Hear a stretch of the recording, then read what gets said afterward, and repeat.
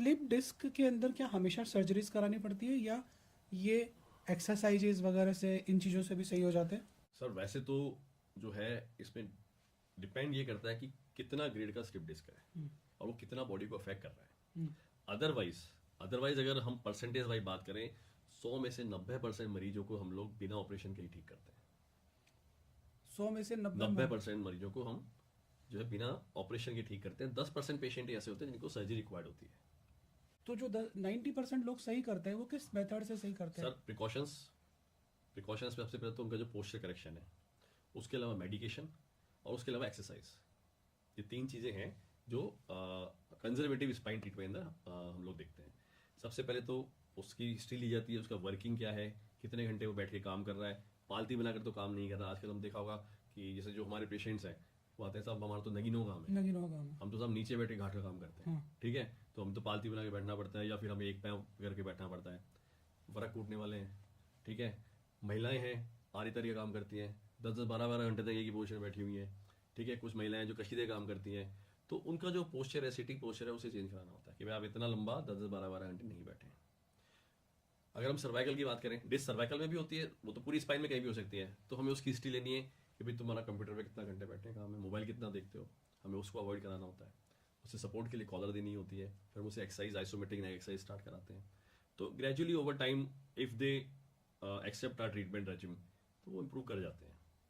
तो ऐसे लोगों को जिनकी प्रॉब्लम है उनको जमीन पे अलगती पालगती करके सर वो हम कुछ टाइम के लिए अवॉइड करते हैं, नहीं बैठना चाहिए। कुछ टाइम तक नहीं बैठना चाहिए, जब तक कि आपकी स्पाइन जो मतलब हमारा नॉर्मल प्रोटोकॉल रहता है कि पहले हमें आपका दर्द और आपका जो स्पाज्म है उससे रिलीव करना है।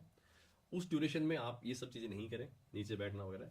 फिर उसके बाद जब आपकी एक्सरसाइज स्टार्ट हो जाएगी तो आपकी स्पाइन को इतनी स्ट्रेंथिंग मिल जाती है कि आप फॉरवर्ड बेंडिंग भी कर सकते हैं और नीचे भी बैठ सकते हैं। 100% ये नहीं होता कि आपको नहीं बैठना और आगे भी नहीं बैठना होगा, लेकिन until unless by exercise and by precautions you strengthen your muscles, at that time you have to avoid. आपने एक्सरसाइजेस की बात बोली, मेरे दिमाग में आया कि बहुत सारे लोगों को तो स्लिप डिस्क इसलिए हो जाता है कि वो लोग जिम में हैवी वर्कआउट कर रहे थे, या उन्होंने बड़ा हैवी वेट ले लिया डेड लिफ्ट के दौरान, तो उससे भी ऐसा होता है। डेडलिफ्ट आपने जो वर्ड यूज किया, हाँ, ठीक है, डेडलिफ्ट का सिनोनिमस है ego lift. Ego lift. Ego lift क्यों? डेडलिफ्ट जब आप करते हो तो आपको लगता है कि यार 5 पाउंड और लगा लूं, 10 पाउंड और लगा लूं, और वहीं आदमी मारा जाता है। ओके। सो अब जिम की बात आ गई तो जिम पे चलते हैं। जो आपने बोला कि कोई भी एक्सरसाइज करना बुरी बात नहीं है, लेकिन आप अपनी कैपेसिटी के हिसाब से under proper supervision, proper trainer आप एक्सरसाइज करें। आज हो क्या रहा है कि होड़ा होड़ी मची हुई जिम जाने की, ठीक है, और आदमी अपनी कैपेसिटी के ऊपर जाके वेट ले रहा है और वो वेट लेने के लिए अपनी बॉडी को पूरा जर्क देता है और उसी जर्क में उसकी स्पाइन खत्म हो जाती है।